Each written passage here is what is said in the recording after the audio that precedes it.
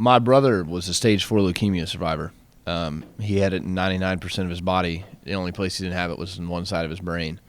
They found that cancer in my brother when he was 3 years old.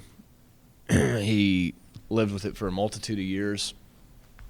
My brother's 29 years old now, cancer-free. My parents made a hard living at work. They didn't make a whole lot of money, didn't have insurance for a lot of years.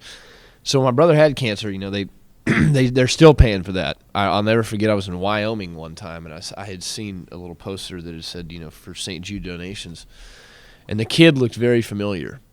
And the kid was actually a friend of mine's kid that I went to school with.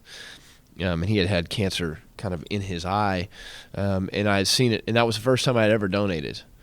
And I remember after donating, I realized that every other kid in this hospital's life is just as important and just as integral as his was, no matter the race, no matter the color, no matter the country, no matter the place you're from. They have a cure here, completely free. I live in a family that it still, had to take care of that for a long, long, long, long time. But then you see these people who come from tens of thousands of miles away from this place and get cured for nothing. I mean, this is one of the biggest diseases on the planet, and our government pays nearly nothing for it, which is absolutely horrendous. The people that give and the people that give to this cause, I always say, it's better than investing in stock markets. You're saving the kids that are going to run the world at some point in time, and these are the kids that have empowerment. And I watch my brother, now he's 29. I mean, I come down here and it's just a great place. A hospital. I didn't know anything else. I had no idea. I figured I was walking into this big sanitary white room, people in, the gowns and the caps and the whole thing. That's what I literally thought I was walking into. And then I walked in and I was like, this is an enormous house. This is an enormous, building full of family. There's a kid named Tyler that I've met a multitude of times after coming down here.